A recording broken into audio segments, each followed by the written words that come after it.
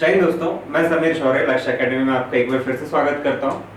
हम लोग पिछले चैप्टर्स में, पिछले 3 वीडियोस में हम लोग एक चैप्टर जो है आर्टिकल्स उसको पढ़ के खत्म कर चुके हैं और उसके क्वेश्चंस जो है हम आज डील करते हैं। अब क्वेश्चंस किस तरह से पिछली बार पीएनएसटी में पूछे गए थे वो क्वेश्चंस हम देख लेते हैं, है ना। ये क्वेश्चंस हम थोड़ा बाद में देख लेंगे, पहले मैं कुछ आपको बेसिक क्वेश्चंस करवा देता हूँ।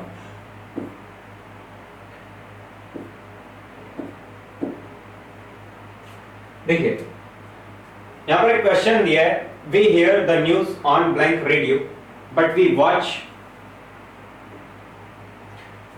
द न्यूज ब्लैंक टीवी, है ना। ये गलत लिखा हुआ है ना। देखिए जो टाइप करने वाले थे उन्होंने थोड़ी सी मिस्टेक की, इसको मैं सुधारवा देता हूं।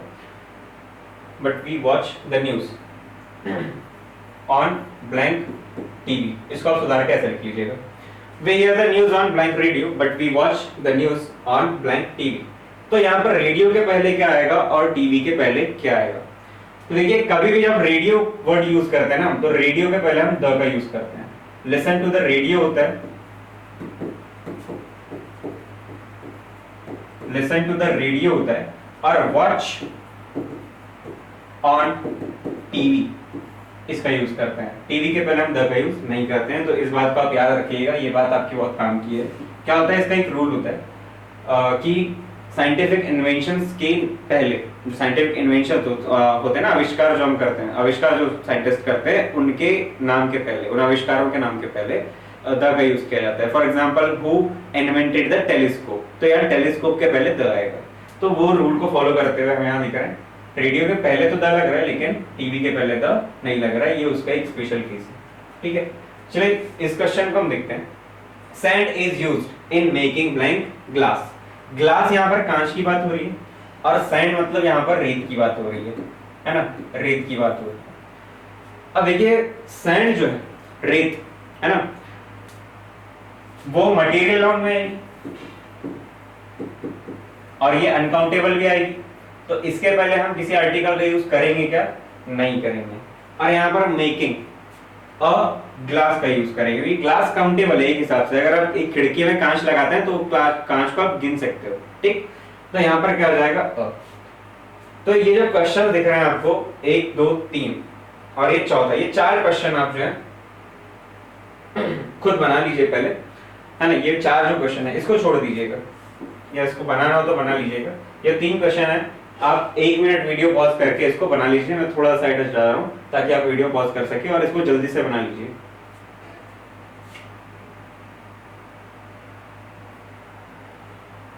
चलिए अब हम आगे बढ़ते हैं। मतलब जितना आपने पिछला पढ़ चुका है ना, उस आधार पे आपने इसको बना लिया होगा। मैं बस 30 सेकंड के लिए साइड हटा था ताकि आप वीडियो पॉज करके क्वेश्चन सॉल्व कर लीजिए। जितनी देर में भी आपसे हो रहा है उसके बाद वीडियो कंटिन्यू कर लीजिए। तो मैं आपको यहाँ बता दे रहा हूँ कि इसके आंसर्स क्या क्या आएंगे, क्योंकि हमारा अभी डायरेक्ट इंटरेक्शन हो नहीं पा रहा है ना, हम कम्युनिकेट डायरेक्ट नहीं कर पा रहे हैं। जल्दी वो सुविधा भी यहाँ पर उपलब्ध हो जाएगी, तो तब इसको हम बहुत अच्छे से और समझ पाएंगे। डायरेक्ट कम्युनिकेशन जब हमारा एस्टेब्लिश हो जाएगा। देखिए, the farmer bought blank ox, blank cow and blank pig. यहाँ पर पिग लिखा है लास्ट में, है ना। तो द फार्मर बॉट, यहाँ पर क्या आएगा, ऑक्स लिखा है, एन आएगा, क्योंकि देखिए ये सबसे पहले तो सिंगुलर काउंटेबल नाउन है, ऊपर से इंडेफिनिट भी है ना। इंडेफिनिट कैसे? क्योंकि जब वो खरीदने गया था ना ऑक्स, तो उसको पता नहीं था कौन सा ऑक्स खरीदेगा, या हम भी श्योर नहीं कि कौन से वाले ऑक्स की बात कर रहा है ना। इसलिए क्या आएगा यहाँ पर, और देखो ऑक्स प्लूरल भी नहीं है, सिंगुलर है ना, सिंगुलर काउंटेबल नाउन, ऊपर से इंडेफिनिट। तो इसके पहले या तो ए लगेगा या तो एन लगेगा, है ना। और इसका प्रोनाउंसिएशन किससे शुरू हो रहा है? ओ से, और ओ जहां भी प्रोनाउंसिएशन शुरू होता है तो उसके पहले हम क्या लगाते हैं? एन, क्योंकि ओ क्या है, हिंदी वर्णमाला में स्वर का काम करता है, अ से आहा के बीच में आता है। ये सारे रूल्स हम पिछली बार डिस्कस कर चुके हैं पिछली वीडियोस में। तो यहाँ पर आपका आएगा एन, है ना। चलिए मैं कलर चेंज कर देता हूँ इसका, एन। तो यहाँ पर देखिए काउ, काउ लिखा है, काउ भी सिंगुलर है। अगर यहाँ पर एस होता, काउस होता, तब हम आर्टिकल यहाँ पर नहीं लगाते। लेकिन अगेन यहाँ पर काउ सिंगुलर काउंटेबल नाउन है, वो भी कैसी है? इंडेफिनिट। तो यहाँ पर हम किसका यूज करेंगे? अ का यूज करेंगे, क्योंकि काउ मतलब क से प्रोनाउंस होता है और क से यानी तक हमारे व्यंजन यानी कॉन्सोनेंट होता है हिंदी वर्णमाला के, और उसके पहले हम किसका यूज करते हैं? आर्टिकल ए या एन का। अब यू माइट बी वंडरिंग कि मैंने ये हिंदी वर्णमाला के हिसाब से आपको क्यों समझाया, अ से आ तक और क से ज्ञानी तक, जबकि हम इंग्लिश सब्जेक्ट पढ़ रहे हैं। क्या होता है दोस्तों इंग्लिश में ना जो वॉवेल और कॉन्सोनेंट साउंड्स होते हैं, मतलब मैं लेटर्स की बात नहीं कर रहा हूँ 5 और 21, मैं साउंड्स की बात कर रहा हूँ। टोटल बहुत ज्यादा हो जाते हैं आपको समझने के लिए, 20-22 आपके वॉवेल्स हो जाएंगे और फिर इतने कॉन्सोनेंट हो जाएंगे, तो आप उनको याद नहीं कर पाएंगे, उसमें आपको बहुत समय लगेगा। और ये हमारा बचपन से पढ़ा हुआ है तो ये बहुत ईजी आपको लगेगा, इसलिए मैंने इस हिसाब से आपको समझाने की कोशिश की, है ना। यहाँ पर आया पिग। अब देखिए पिग पे सिंगुलर काउंटेबल नाउन है और ये भी इंडेफिनिट है यहाँ पर, इसलिए क्या आएगा यहाँ पर भी अ का यूज किया जाएगा, राइट। चलिए इसको देखते हैं। Blank SDO is blank officer of blank very high rank, ठीक है। तो एसडीओ एब्रीविएशंस में आता है, एब्रीविएशंस यानी संक्षिप्त नाम। इसका रूल हमने एआईएन में पढ़ा था, एआईएन वाली वीडियो अगर आपने ठीक से देखी आपको याद होगा। और इसका प्रोनाउंसिएशन ए से शुरू हो रहा है एस, तो यहाँ पर क्या आएगा दोस्तों एन आएगा। उसके बाद बात करते हैं इसकी, ऑफिसर लिखा है यहाँ पर, ऑफिसर भी क्या है सिंगुलर काउंटेबल नाउन है और डेफिनेट है कि इंडेफिनिट है। देखिए यहाँ पर ये क्या है इंडेफिनिट है। कौन सा ऑफिसर हमको पता है क्या, नहीं हम एक ऑफिसर की बात कर रहे हैं, बस हमें इतना पता है कौन सा है, इसकी कोई सर्टेनिटी यहाँ पर नहीं है। और क्योंकि सर्टेनिटी नहीं है इसलिए हम यहाँ पर या तो ए का यूज करेंगे या तो एन का यूज करेंगे। और इंडेफिनिट सिंगुलर काउंटेबल नाउन के पहले ए एन का यूज करते हैं और इसका प्रोनाउंसिएशन क्या है ओ, ऑफिसर। ऑफिसर मतलब ऐसे आ रहा है कुछ ओ, तो ये भी साउंड क्या है वोवेल साउंड है, इसलिए यहाँ पर किसका यूज करेंगे हम लोग एन का यूज करेंगे। और देखिए इसके बाद बोलता है an SDO is an officer of blank very high rank. ये चीज भी आप समझिए, सिंगुलर काउंटेबल नाउन ऐसा कुछ स्ट्रक्चर देखा था हमने, इंडेफिनिट सिंगुलर काउंटेबल नाउन होगी। उसके बाद देखो रैंक तो है लेकिन कैसी है हाई, मतलब ये क्या हो गया एडजेक्टिव। और हाई रैंक तो है, रैंक कैसी है हाई तो है लेकिन कितनी हाई वेरी, तो यहाँ वेरी क्या हो गया आपका एडवर्ब, क्या हो गया एडवर्ब। और एक स्ट्रक्चर आपको याद होगा हमने पढ़ा था, यहाँ सिंगुलर काउंटेबल नाउन के पहले एडजेक्टिव, उसके पहले एडवर्ब आएगा और उसके पहले ए या एन का यूज हम करेंगे। और यहाँ वेरी का प्रोनाउंसिएशन व से हो रहा है इसलिए हम यहाँ यूज करेंगे अ का। आई होप आपको ये इतनी बातें क्लियरली समझ में आ गई है। अब हम आगे बढ़ते हैं। देखिए जो भी मैं मिटा देता हूं ना यहाँ से, जो आपका लिखने का रह जाता है फिल करने का रह जाता है, उसको आप वीडियो पॉज करके तुरंत स्क्रीनशॉट ले सकते हैं, है ना, एक पॉइंट पे। वो थोड़ा सा स्मार्ट वर्क भी कीजिए आप, तो वीडियो भी क्या है कम समय में बनेगी और आपको चीजें जल्दी समझ में भी आएगी और आपको बहुत ज्यादा एक्स्ट्रा वर्क करने की जरूरत नहीं पड़ेगी। जैसे स्क्रीनशॉट ले रहे हैं फिर उसमें अलग से देख रहे हैं, ये सब आपको नहीं करना पड़ेगा, है ना। चलिए देखिए आगे 18 यहाँ लिखा है loss of jobs is regarded by some as blank necessary evil in the fight against inflation. या इन्फ्लेशन अलग अलग लिखा है लेकिन ये इन्फ्लेशन एक साथ लिखा जाता है, ठीक है। इन्फ्लेशन का मतलब होता है महंगाई बोलते हैं, महंगाई, महंगाई जिसको हम बोलते हैं ना आम भाषा में। तो ये महंगाई एक्चुअली कोई वर्ड नहीं होता, इकोनॉमिक्स जो इकोनॉमिक बैकग्राउंड से, इकोनॉमिक्स बैकग्राउंड से बिलोंग करते हैं उनको पता है। इसको बोलते हैं हिंदी में मुद्रास्फीति, मुद्रास्फीति, है ना। इसका मतलब ये कि महंगाई का अचानक से बढ़ जाना, अचानक से बढ़ जाना मतलब पिछले महीने जैसे आपके 100 रुपए खर्च हुए थे, वही सेम सामान, वही किराना, वही मेडिकल में आपके इस महीने 120 रुपए खर्च हुए, तो आपकी मुद्रास्फीति कितनी हो गई 20 रुपए बढ़ गई है ना। तो ये इन्फ्लेशन का मीनिंग होता है। अब सेंटेंस समझते हैं हम लोग, और इसमें लिखा है लॉस ऑफ जॉब्स, तो इसमें कुछ लोगों ने अ लगाया होगा, हो सकता है कुछ लोगों ने एन लगा दिया हो सकता है किसी ने द लगाया हो सकता है नो आर्टिकल। अब इस बात को हम समझते हैं कि इसमें लगाना हमको एक्चुअली आर्टिकल कौन सा चाहिए था, कौन सा आर्टिकल इसमें सुटेबल होगा, सही होगा। देखिए यहाँ लिखा है दोस्तों जॉब्स, ये एक नाउन है ना, ये जो जॉब्स लिखा है ये क्या है एक नाउन है, और ये जॉब्स के पहले ऑफ लिखा है और यहाँ पर लॉस लिखा है, और ये भी क्या है एक नाउन है ना, ये लॉस भी क्या है एक नाउन है। और हमने पहले भी पढ़ा है कि noun plus of plus noun, जब भी ऐसा कुछ स्ट्रक्चर आपको दिखेगा तो इस नाउन के पहले हम हमेशा आर्टिकल द का यूज करेंगे, राइट। तो यहाँ पर बहुत इजी सा था ये, मतलब ये रूल समझने के बाद हमें ये वाली चीज पढ़ने में बहुत आसान लगेगी, यानी ये क्वेश्चन हमसे बहुत आसानी से बनेगा। अब हम बात करते हैं दूसरे वाले ब्लैंक की कि इसमें क्या आएगा, है ना। दूसरे वाले ब्लैंक की हम बात करते हैं कि इसमें क्या आएगा। तो blank loss of jobs is regarded by some as blank necessary evil. Evil का मतलब होता है क्या बुरा, नेसेसरी इविल, ठीक है, आवश्यक बुराई, है ना।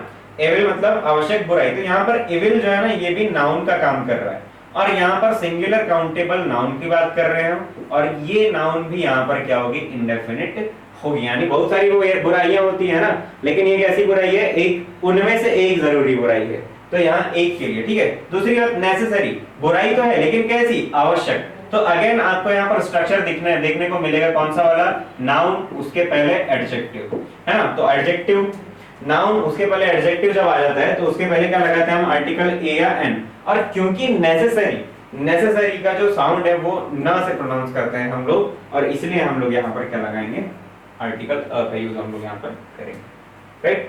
देखिए इसमें, देखिए he met with blank accident, ये एक्चुअली क्वेश्चन थोड़ा सा बड़ा था तो यहाँ छोटा क्यों, आई डोंट नो। चलिए फिलहाल इतने को हम सॉल्व कर लेते हैं। देखिए एक्सीडेंट यहाँ पर लिखा है, ये भी सिंगुलर काउंटेबल नाउन है, वो भी इंडेफिनिट है, और इसलिए यहाँ पर हम एन का यूज करेंगे, he met with an accident. Clear. चलिए आगे क्वेश्चन देखते हैं हम।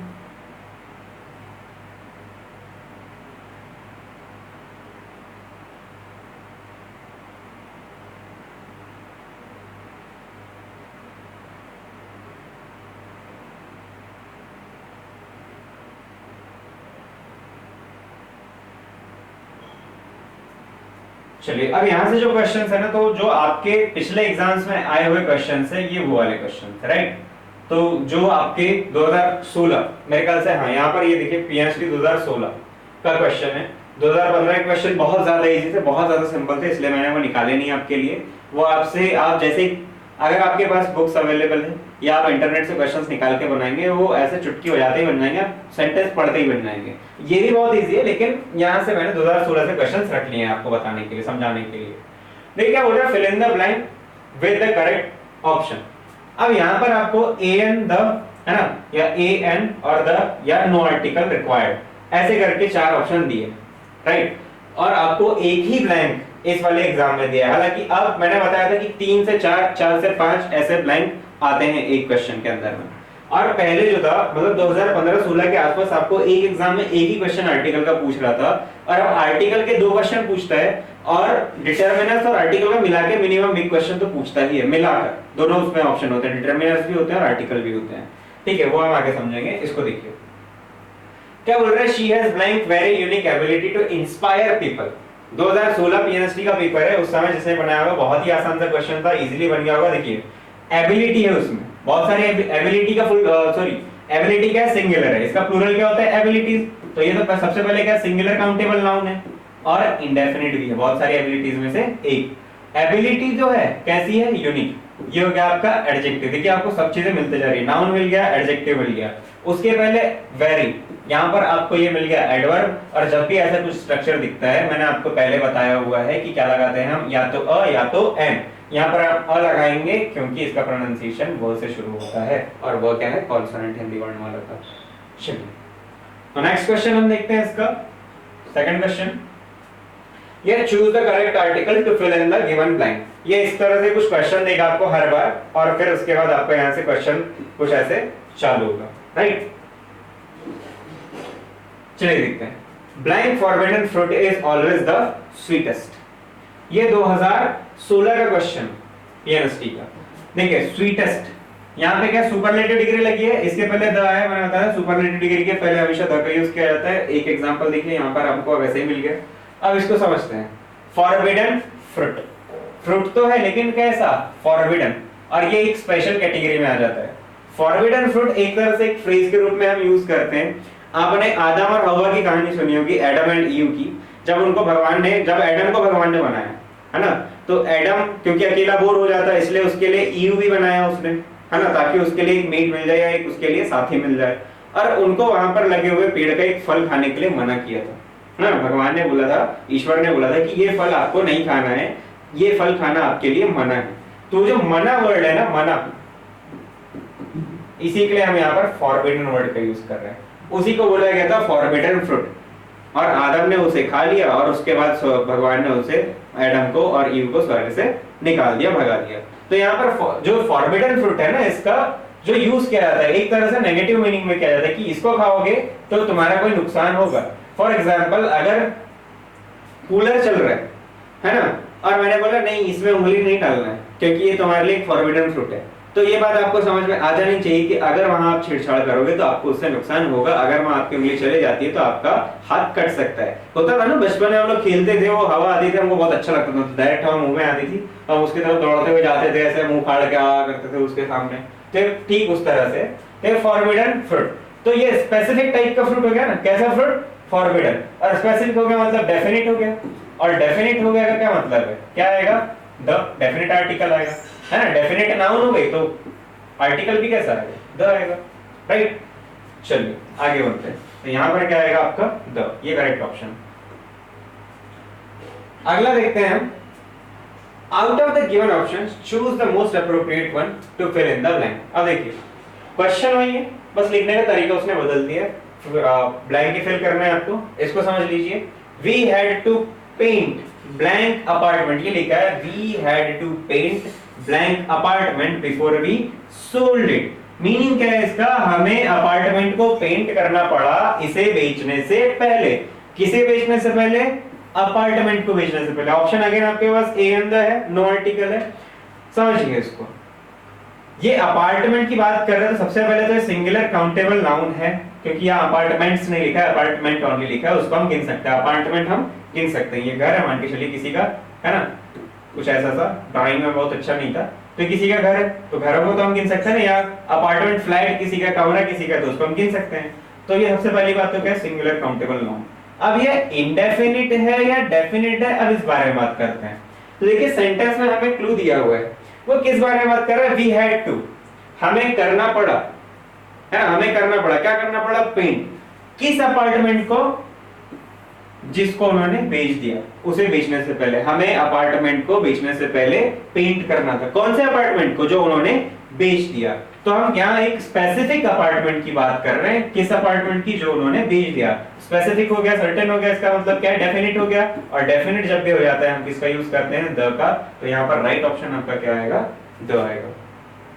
ठीक, चलिए आगे बढ़ते हैं। Directions, choose the correct options for the given blank. ठीक है, देखिए फिर से इसने चेंज कर दिया। अब देखिए यहां लिखा है William Wordsworth is one of the most important British poets. ठीक है, ये भी पीएचडी 2018 का क्वेश्चन है। क्या बोल रहा है? William Wordsworth is one of the most important British poets. अब बाकी सब तो छोड़िए, देखिए यहां पर द लगा है। Again most important, important, more important, most important. ये भी क्या होती है? Superlative degree. सुपरलेटिव डिग्री के पहले द का यूज किया जाता है। देखिए अगेन हमको एक एग्जांपल यहां पर मिल गया। और ये जो विलियम वर्ड्सवर्थ है ना, अब इसमें से आप लगाओगे क्या? पहले तो देखिए ऑप्शन क्या है? पहले में अ है इस बार, दूसरे में नो आर्टिकल रिक्वायर्ड है, तीसरे में इस बार द है, चौथे में हमारे पास एन। ठीक है, अब क्या बोल रहे हैं? विलियम वर्ड्सवर्थ इज, इसके पहले हमको यहां पर ये वाला ब्लैंक फिल करना है। ये विलियम वर्ड्सवर्थ जो है किसी का नाम है, और किसी का नाम है, किसी इंसान का नाम है, मतलब ये क्या है? Proper noun. और याद कीजिए प्रॉपर नाउन जब मैंने आपको पढ़ाया था तो प्रॉपर नाउन में मैंने ये कहा था कि प्रॉपर नाउन्स के पहले आर्टिकल का यूज नहीं किया जाता। इसका मतलब क्या है? यहां पर नो आर्टिकल रिक्वायर्ड। तो यहां पर आपका जो बी ऑप्शन है वो सही है। चलिए इसके बाद हम देखते हैं Jawaharlal Nehru was blank first prime minister of India. ये पीएचडी 2018 का क्वेश्चन है, राइट। इसमें भी सेम ऑप्शन है आपके ए, नो आर्टिकल, एन और द। ये चार ऑप्शन इसमें भी है आपके।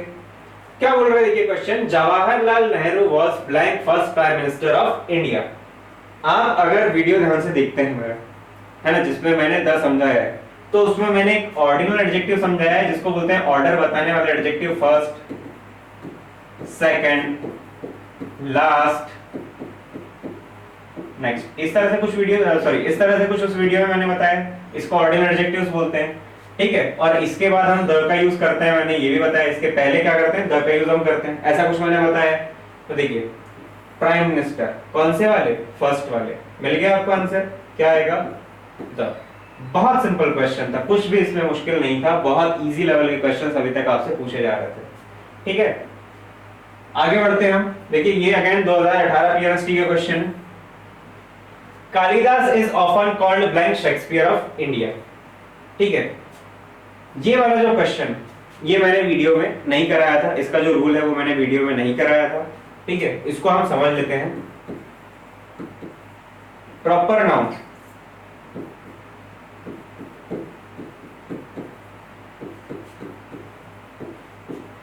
के पहले हम लोग आर्टिकल का यूज नहीं करते। एक रूल मैंने उसमें ये समझाया, राइट। अब प्रॉपर नाउन जैसे कि मनीष गोज टू मार्केट, एक सिंपल सा सेंटेंस मैंने ले लिया। मैं यहां पर जो बताना चाह रहा हूं वो ये है कि यहां पर मनीष प्रॉपर नाउन है। मनीष जो है हमारा क्या है यहाँ पर प्रॉपर नाउन है। और ये मनीष जो प्रॉपर नाउन है हमारा, इसके पहले हमने कोई आर्टिकल का यहाँ पर ए एंड द किसी भी तरह के आर्टिकल का यूज नहीं किया, क्योंकि हमारी प्रॉपर नाउन है। अब देखिए क्या होता है, इसमें भी एक रूल बात मैंने बताया था कि कुछ प्रॉपर नाउन ऐसी होती है जिनके बाद हम आर्टिकल का यूज करते हैं। फॉर एग्जांपल रिवर्स के नेम जैसे द गंगेस, द नर्मदा, है ना, ये मैंने बताया था। माउंटेन्स के, माउंटेन रेंजेस के नेम जैसे द हिमालयस, है ना। नेशनलिटी वर्ड जैसे कि द इंडियंस, द अमेरिकन या द जर्मन, द फ्रेंच, ये मैंने बताया था।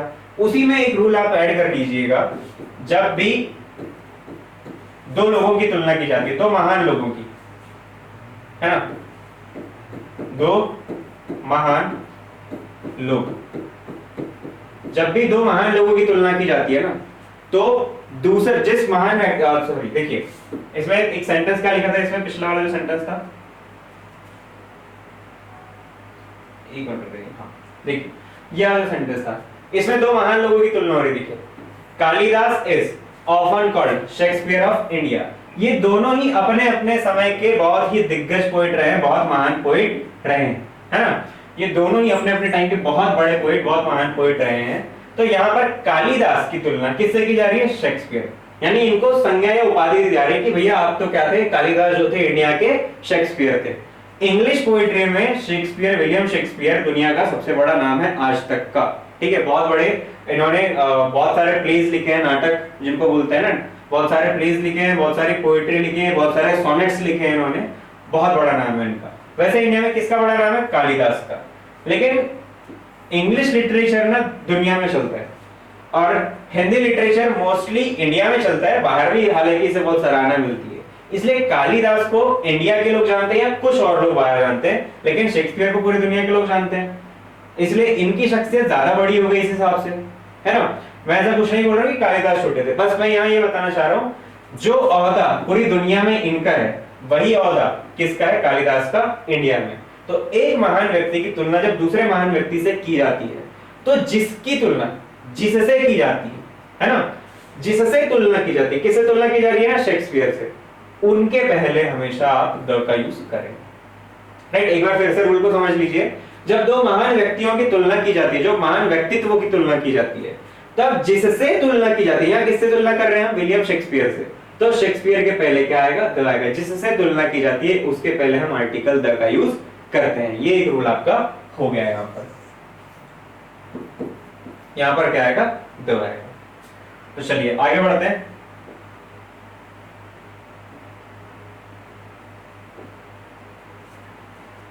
देखिए आगे बोल रहे हैं choose the appropriate articles for given sentence. हाँ ये आ गया आपका 2019 का क्वेश्चन, और इसमें मैं आपको क्या समझा रहा था अभी तक, 2018 तक जो है ना वो सिर्फ आपको एक ब्लैंक दे रहा था और एक ही ब्लैंक में आपका काम हो जा रहा था। अब यहाँ देखिए ऑप्शन कितने दिए हैं, 1 2 3 4 5, एक ही ऑप्शन में आपको 5 ब्लैंक्स फिल करने के लिए दिया गया है ना। देखिए पहला, दूसरा, तीसरा, चौथा। अरे यार इसको लिखने वाले ने कुछ गड़बड़ किया है ना, ये स्लाइड बनाने वाले ने थोड़ी सी गलती की है इसमें। देख लेते हैं, 1 2 3 4 5, 1 2 3 4 5, 1 2 3 4 5। तो यहाँ कुछ ना कुछ सेंटेंस में होगा, मैं करेक्शन कर देता हूं, इसमें कोई इशू नहीं है, रुक जाइए। Blank non-cooperative attitude of blank cricket players participating in blank World Cup can only damage blank reputation of country. Damage blank, यहाँ पर blank आएगा, ठीक है, यहाँ पर आप blank लगा लीजिएगा। तो चलिए इसको सॉल्व करते हैं। देखिए नॉन कोऑपरेटिव एटीट्यूड, ठीक है, कैसा एटीट्यूड, नॉन कोऑपरेटिव एटीट्यूड। पहले तो बताइए फिक्स है या नहीं है, यानी डेफिनेट है या इनडेफिनेट है। तो आप पाएंगे कि ये डेफिनेट है। एटीट्यूड किस टाइप का, नॉन कोऑपरेटिव। क्योंकि ये क्या है, डेफिनेट है, इसके पहले क्या आएगा, द। अब सबसे पहले द वाले ऑप्शंस चुनिए, इसमें सॉल्व करने का तरीका एलिमिनेशन, ठीक है। अगर आपको एक से ज्यादा ऑप्शन दिख रहे हैं यहाँ पर, है ना, इस तरह के कुछ कि द द द द, क्या आएगा इसमें से, क्या लगाएंगे, इसमें भी द द इसमें द इस तरह के कुछ ऑप्शन दिख रहे हैं, आप लगाएंगे कैसे, कंफ्यूज हो जाएंगे, इसलिए आप एलिमिनेट करते जाइए। सबसे पहले वाले ब्लैंक में क्या फिल करेंगे हम, द। तो देखिए पहले वाले में द यहाँ है, ये आ सकता है, इसमें नहीं है, ये नहीं आएगा। दूसरे वाले में द है, ये आ सकता है, इसमें नहीं है, ये नहीं आएगा। अब आपके पास सिर्फ दो ऑप्शन बचे हैं। अब आप इसको सॉल्व कैसे करेंगे, तो आगे बढ़ते हैं। ऑफ ब्लैंक क्रिकेट प्लेयर्स, किसका, क्रिकेट प्लेयर्स का, ये भी फिक्स हो गया, ठीक। अब क्योंकि ये भी फिक्स हो गया, डेफिनेट हो गया, जो पहले से फिक्स नाउन हो जाती है उसके पहले किसका यूज करते हैं, द का यूज करते हैं। अगेन इसमें द आ गया। अब देखिए सेकंड वाले ऑप्शन के लिए द किसके पास है, इसके पास द है, इसके पास भी द है, तो अभी भी दोनों रेस में बने हुए, दोनों आ सकते हैं। उसके बाद बोल रहे हैं participating in blank world cup, कहां पर, वर्ल्ड कप की इवेंट में। तो इवेंट भी फिक्स हो गई आपकी, क्योंकि आपकी इवेंट फिक्स हो गई है तो ये भी क्या होगा, डेफिनेट नाउन, और यहां पर क्या आ जाएगा, द। अब देखिए तीसरे ऑप्शन में द कहां है, तीसरे ब्लैंक के लिए हमारे पास द कौन से ऑप्शन में, तो यहां पर हमारे पास द है, यहां पर हमारे पास द नहीं। समझ में आया आपको। अब चलिए चौथे और पांचवे ब्लैंक की भी हम बात कर लेते हैं। Can only damage blank reputation of, देखिए ब्लैंक रेपुटेशन ऑफ, देखिए यहां क्या लिखा है, कंट्री, ये क्या है, नाउन, यहां क्या आया है, ऑफ, यहां क्या आया है, noun. Again noun plus of plus noun, यहां कोई आर्टिकल आएगा लेकिन नाउन अपने साथ आर्टिकल लेके चल सकता है, उसमें कोई इशू नहीं है ना। हमको पहले वाले नाउन के बाद पहले आर्टिकल लगाना है, तो इसके पास अगर है भी तो क्या इशू है, हमने इसके पहले वाला देखा था, है ना, एक सेंटेंस कुछ ऐसा देखा था, the water of the Ganges, है ना। तो यहाँ पर तो द हो सकता है पहले से, या अभी हो सकता है, अगर चाहे आप, अगर आर्टिकल वहां पर रिक्वायर्ड है तो कोई इशू नहीं है। तो यहाँ पर क्या आएगा, देखिए नाउन ऑफ नाउन वाला आपको स्ट्रक्चर दिख गया है, नाउन ऑफ नाउन का स्ट्रक्चर दिखता है, तो इसके पहले हम किसका यूज करते हैं, द का यूज करते हैं, तो इसलिए यहाँ पर भी क्या आ जाएगा, द। देखिए चार जगह पर द कंटिन्यू है, यहाँ पर भी द है।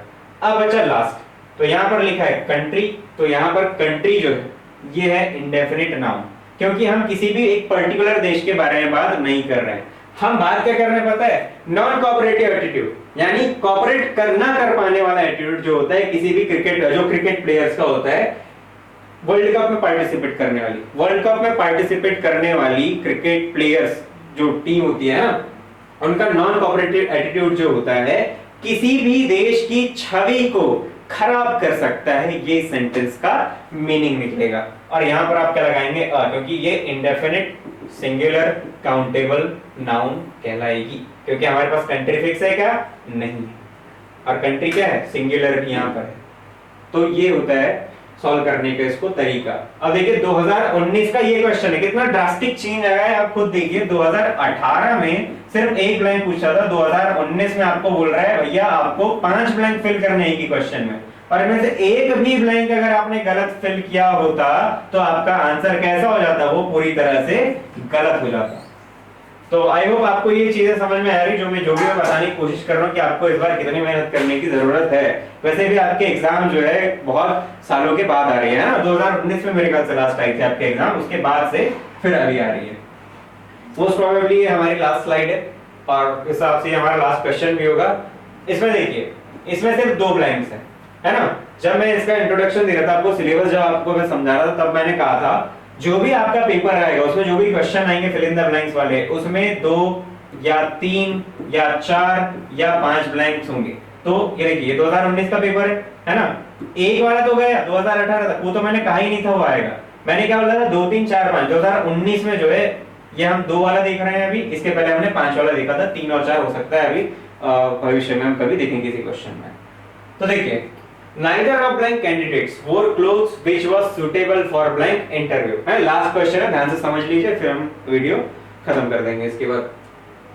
neither of blank candidates wore clothes which was suitable for blank interview, हम एक इंटरव्यू की बात कर रहे हैं और उसमें जाने वाले कैंडिडेट्स के बारे में बात कर रहे हैं, और हम क्या बोल रहे हैं कि उस इंटरव्यू में जाने वाले किसी भी कैंडिडेट ने सुटेबल क्लोथ्स इंटरव्यू के हिसाब से नहीं पहने थे। ये तो इसका हिंदी में नहीं हुआ। अब इसको समझिए, मैंने आपको एक रूल समझाया था, each of, either of, neither of, all of, some of, है ना, any of, many of, most of. इसके बाद जो भी नाउन आएगी, देखो यहां पर नाउन आएगी, इसके बाद जो भी नाउन आएगी उसके पहले हम आर्टिकल द का यूज करेंगे। देखिए वो सारे रूल्स यहाँ पे फॉलो हो रहे हैं, जितने भी मैंने रूल्स पढ़े हैं एक्सेप्ट फॉर कालिदास और शेक्सपियर वाला जो सेंटेंस था वो मेरे दिमाग से निकल गया था पढ़ाते समय, कि वो पढ़ाना याद नहीं था वो मुझे। लेकिन फिर भी अभी जितने भी क्वेश्चंस आपके पिछले एग्जाम्स में आए हुए हैं उन सारे क्वेश्चन से रिलेटेड रूल्स मैं आपको पहले ही पढ़ा चुका हूं। इसका मतलब क्या है, अगर आप सारे सेशंस बहुत ध्यान से देख लेते हैं, अच्छे से देख लेते हैं, तो आपकी तैयारी बहुत अच्छी तरह से एग्जाम में हो जाएगी और 30 नंबर में से आप 25 नंबर के अराउंड तो आराम से ले आएंगे अगर आप पढ़ लेते हैं तो। और बहुत अच्छे से पढ़ लेते हैं तो हो सकता है 30 में 30 भी आ जाए। चलिए आगे बढ़ाते हैं इसको। Wore clothes which was suitable for blank interview। कहां की बात कर रहे हैं हम? इंटरव्यू, ठीक है। अब ये इंटरव्यू सबसे पहले तो सिंगुलर काउंटेबल नाउन है, ये इंडेफिनिट भी हो सकती है और डेफिनिट भी हो सकती है। अब ये इन दोनों में से क्या है हमको ये पता करना है, ठीक है। नीदर ऑफ ब्लैंक कैंडिडेट्स वोर, यहाँ पर जो वर्ब चल रही है ना ये पास्ट में चल रही है, वोर पहना, है ना। वर्ब कहां चल रही है? पास्ट में चल रही है, यानी पास्ट में चल रही है। हम तो एक फिक्स इंटरव्यू के बारे में बात कर रहे होंगे, एक सर्टेन इवेंट या इंटरव्यू की बात कर रहे होंगे, है ना। ये इंटरव्यू जिस दिन हुआ होगा उसी दिन की बात कर रहे हैं, उसी इंटरव्यू की बात कर रहे हैं, और इसीलिए रीजन से ये क्या हो गई? डेफिनिट हो गई, और इसीलिए हम यहाँ पर क्या यूज करेंगे? द यूज करेंगे, राइट। तो ये जितनी भी सारी स्लाइड्स थी इसके आप जो है रोक कर इनको स्क्रीनशॉट सबसे पहले ले लेना जब मैंने क्वेश्चन आपको दिखाए थे, है ना। उसके बाद इनको बना के सॉल्व कर लेना एक बार फिर से, इतना पढ़ने के बाद भी फिर देखना आपसे और कितनी गलतियां हो रही है, और जो गलतियां हो रही है उनको रूल्स को पढ़ के आप कैसे सुधारेंगे। तो चलिए फिर आज वीडियो हम यही खत्म करते हैं, है ना। तब तक के लिए आप सभी अपना ध्यान रखिए, तब तक के लिए नमस्कार, बाय बाय। अगली क्लास में हम लोग फिर से मिलेंगे नए टॉपिक जो कि डिटरमिनर्स उसके साथ। चलिए बाय बाय।